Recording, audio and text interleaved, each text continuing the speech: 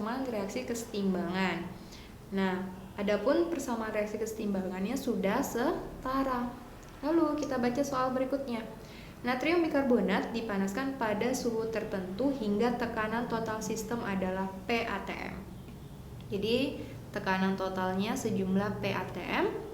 Pada kondisi tersebut, maka nilai tetapan kesetimbangan Kp adalah, nah, kita ingat kembali ketika yang dipertanyakan adalah Kp, maka fase gas itu yang harus kita perhatikan. Jadi pusat perhatian kita hanya si gas aja. Maka untuk fase-fase yang lainnya bisa diabaikan. Jadi ini diabaikan, ini juga diabaikan. Nah, dengan demikian tekanan total sistem yang dimaksud itu hanyalah untuk si H2O dengan si CO2. Ya. Jadi ini ketika dijumlah H2O dan CO2 jumlahnya PATM. Maka per masing-masing mereka sejumlah berapa? Nah, kita lihat dari koefisiennya. Jadi bisa kita anggap karena koefisiennya masing-masing 1, ini sejumlah X, CO2 juga X. Jadi X tambah X sama dengan P. Berarti P sama dengan 2X. Maka X sama dengan 1/2 P. Nah, maka parsialnya H2O itu bernilai setengah P, parsial CO2 juga bernilai setengah P. Nah, yang dipertanyakan adalah Kp. Maka Kp parsial produk pangkat koefisien, tapi ingat yang fasenya gas, maka hanya untuk si H2O dengan si CO2. Per reaktannya ternyata nggak ada yang gas, berarti per 1. Berarti ini nilainya setengah P kali setengah P. Hasilnya adalah 1/4 P pangkat 2. Jadi nilai Kp-nya adalah yang E, 1/4 P kuadrat.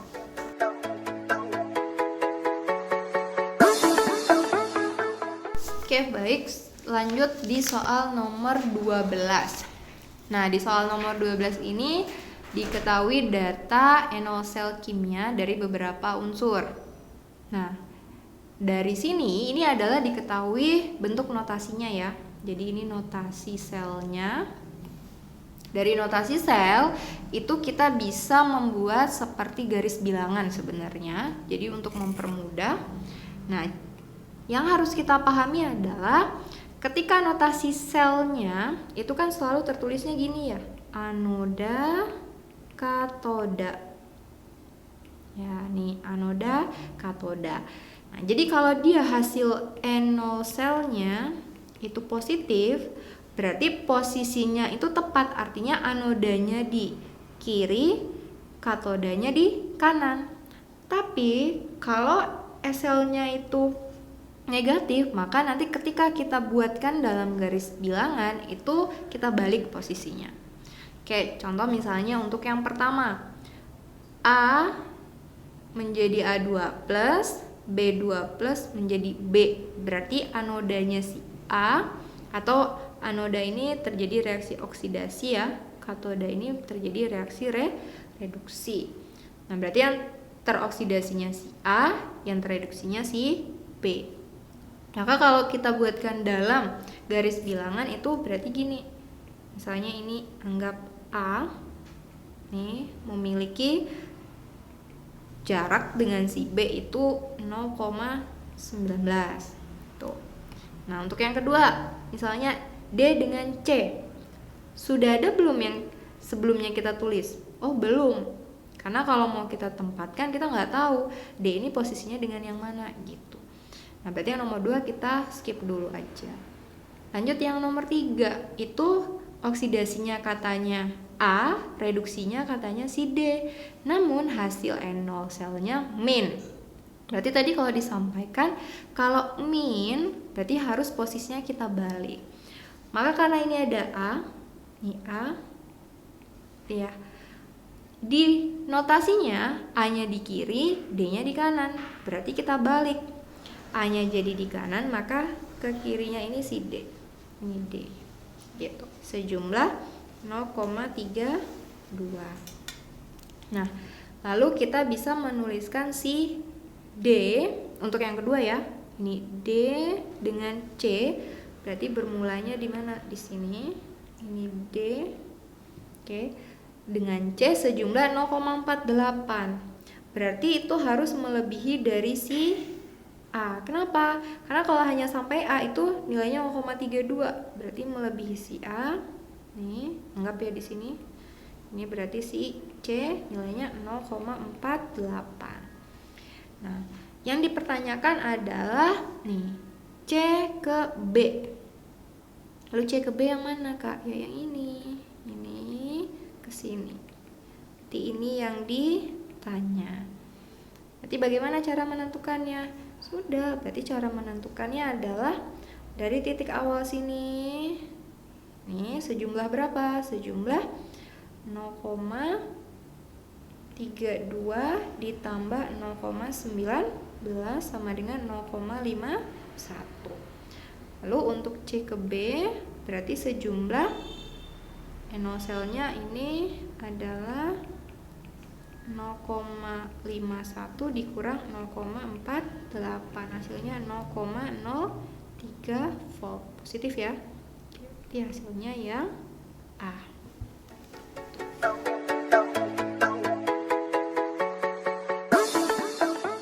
Kita lanjut soal nomor 13. Nah, di soal nomor 13-nya ini berbunyi volume gas yang dihasilkan di anoda pada elektrolisis 1 liter NaNO3 1 molar dengan muatan listrik 0,4 Faraday dalam keadaan STP sejumlah. Nah, berarti kita harus terlebih dahulu menuliskan reaksi yang terjadi di anode. Oke, siapa yang terjadi di anode?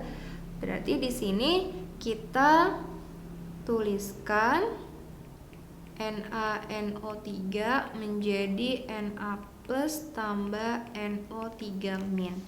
Nah, yang terjadi di anoda adalah yang NO3 min. Maka reaksi anodanya adalah 2H2O menjadi 4H plus 4 elektron plus O2. Gitu ya. Nah, diketahui katanya muatan listrik 0,4 Faraday.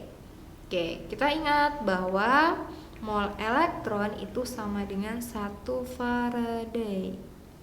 Oke, sehingga karena Faraday-nya ditentukannya atau diketahuinya 0,4, berarti mol elektronnya sejumlah 0,4 Faraday. Tuh. Jadi ini 1 mol elektron ya. Nanti ini 1 mol elektron. Oke, berarti mol elektronnya sama dengan 0,4 Faraday. Oke, berarti yang ditanya adalah volume gas. Nah, gasnya gas siapa yang akan ditanya? Gasnya O2.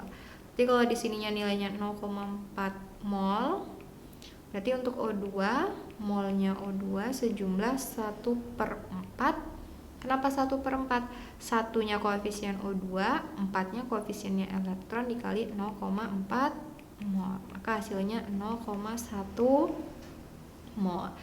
Nah, yang ditanya adalah volume dalam keadaan STP. Berarti volume sama dengan mol kali 22,4. Berarti 0,1 kali 22,4 hasilnya 2,24 liter. Berarti hasilnya yang E.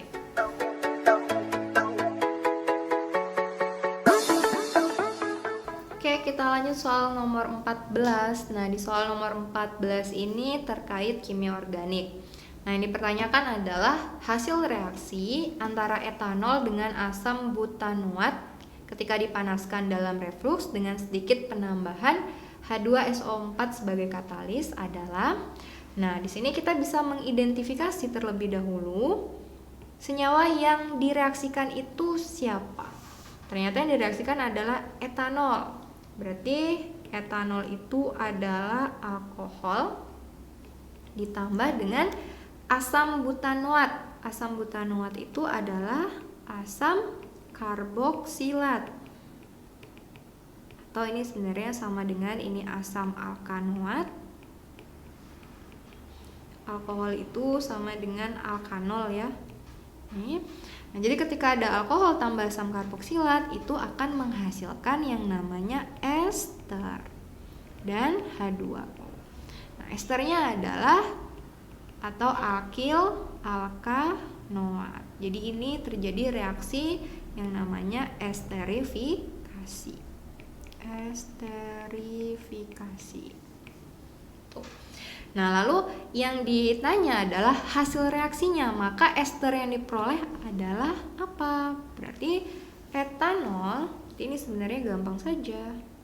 Etanol plus asam butanoat menghasilkan. Jadi ini ada alkil alkanoat. Jadi alkilnya ini itu dari yang alkoholnya. Nih. Alkanoatnya itu untuk yang ini, untuk yang alkanoatnya, atau asam karboksilatnya untuk yang alkanoatnya. Berarti etanol kalau sebagai alkil itu berarti etil, alkanoatnya dari asam karboksilat berarti butanoat plus H2O. Berarti hasilnya adalah etil butanoat. Oke, kalau mau dibuatkan strukturnya boleh CH3 CH2OH plus asam butanoat berarti CH3 CH2 CH2 CH2 buta ya, 4 ya. Ini CH2 COOH, maka hasilnya adalah CH3 CH2 O CO ada 3 ya, C3H7 plus H2O. Berarti ini etilnya, yang ini butanoatnya. Oke, berarti jawabannya adalah yang B.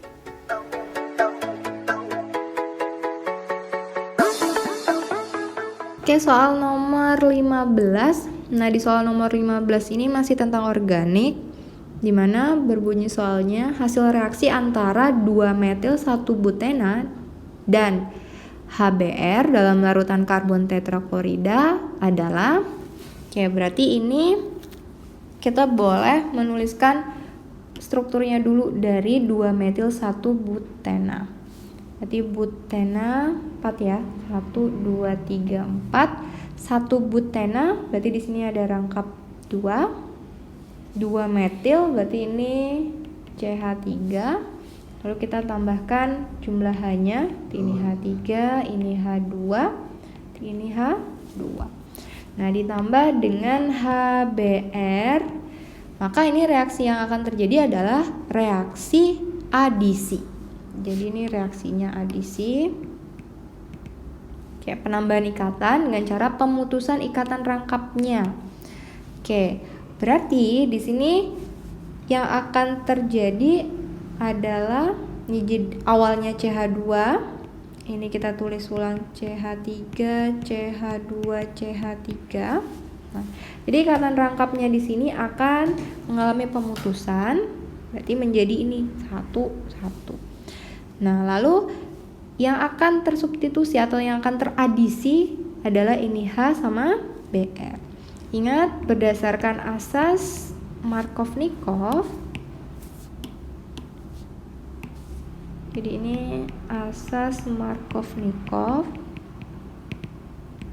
H pada asam halida itu akan masuk ke C yang C rangkap ya, yang banyak H-nya.